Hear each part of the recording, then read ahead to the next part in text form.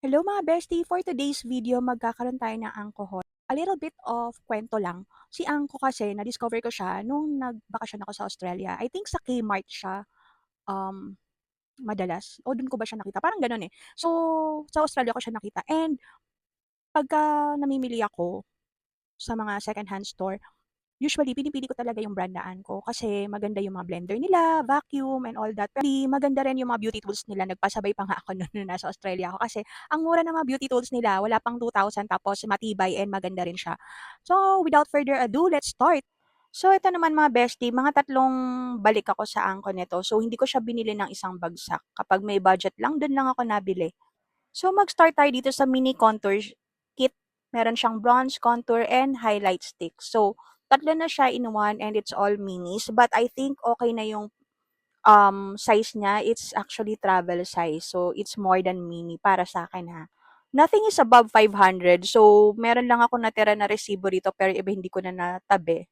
And then, next is itong soft focus setting spray with glycerin. Yan, 'di ba? Gusto ko siyang i-try and reminds me of yung kilalang brand. Alam niyo na siguro kung ano 'yon. Then next naman is tong 2% lactic acid toner para naman magkaroon tayo ng glowy skin kasi kailangan natin ng maraming help sa skin department.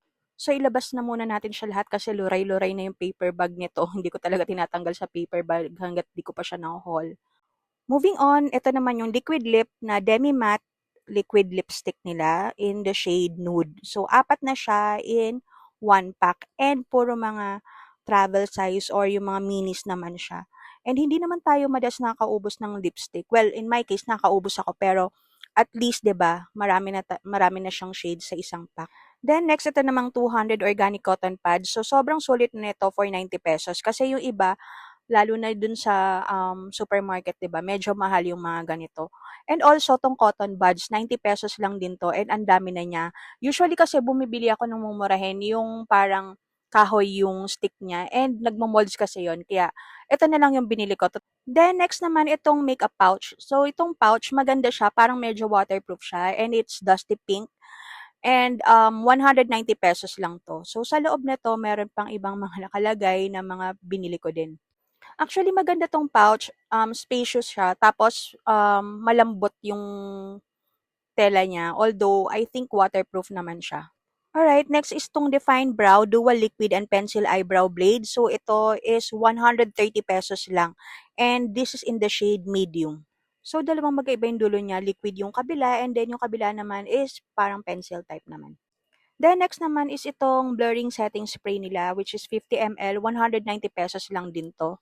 And then this one naman is yung instant blush drops nila and this is in the shade peach. And then itong mga contour liquid bronzer, actually hindi siya contour, it's a liquid bronzer. Pero dalawa yung binili ko nun, medyo magkaiba sila ng shade. Ito medyo nagamit ko na kaya naka-open na siya, so warm tone tong isa and then yung isa medyo mas cooler tone, parang ganun yung shade niya. And then next naman is itong primer. So, blurring primer. So, gusto ko rin i-try yan.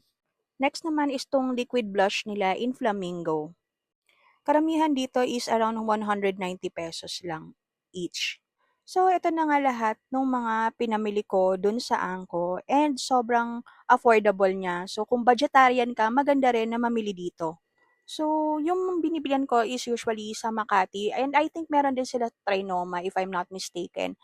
Kaya if you have any recommendation from Angko, please sound off sa comment section. And kung na-try nyo na ba itong mga products na to? Kasi so far, yung bronzer pa lang yung nabuksan ko. At ito nga, lahat nung napamili ko. So, lahat yan is bought with my own money. So, hindi siya sponsored ni Angko. Pero Angko, baka naman. So, if you're interested in this type of videos, mga beauty, fashion, ganyan, please make sure to give me a follow. And also, itatry natin tong mga to on the next coming videos. At lagi nating tatandaan, magmaganda ng naayon sa bulsa. This is your bestie J. Lu, and thank you so much for watching.